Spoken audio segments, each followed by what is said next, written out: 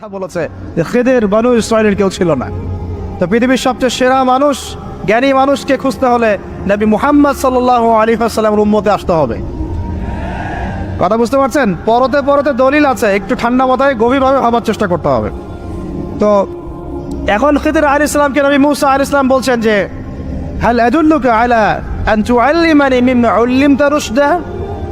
আমি শুনেছি আল্লাহ আমাকে বলেছেন যে আপনি পৃথিবীর সবচেয়ে জ্ঞানী মানুষ, তাহলে আমি কি আপনার সাথে সঙ্গী হতে পারি, সফর করতে পারি, যে আপনাকে আল্লাহ পাক যে জ্ঞান শিক্ষা দিয়েছেন আপনি আমাকেও শেখাবেন? এটা হলো স্টুডেন্টের একটা আর্তনাদ। ছাত্র হিসেবে তিনি বলছেন আমি কি আপনার সঙ্গী হতে পারি, আল্লাহ আপনাকে যে জ্ঞান শিখিয়েছেন আমাকেও শেখাবেন?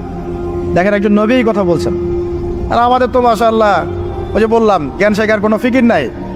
6 মাসের একটা কোর্স করতে পারি না, কোরআন তেলাওয়াত শিখবো 3 মাসের কোর্স করতে পারি না, 3 ঘন্টা ওয়াজ শুনতে রাজি, 3 ঘন্টা আমরা বই পড়তে পারি না।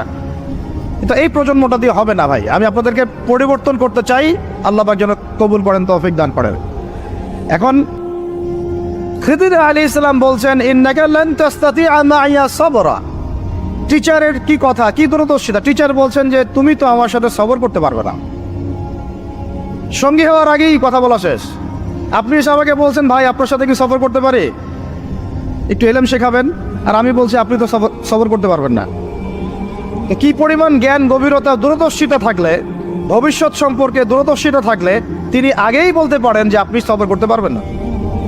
ক্লাসে আপনি পড়িয়েছেন মনে করেন 100 জন বাচ্চাকে, শেষে আপনি বললেন যে অমুক আব্দুর রহমান সে ফার্স্ট হতে পারে, এবং আব্দুর রহিম তুমি ভালো স্টুডেন্ট না, তুমি দুষ্টামি করো, পড়াশোনা করো না, তুমি ফার্স্ট হতে পারবে না, লাস্ট হবা তুমি।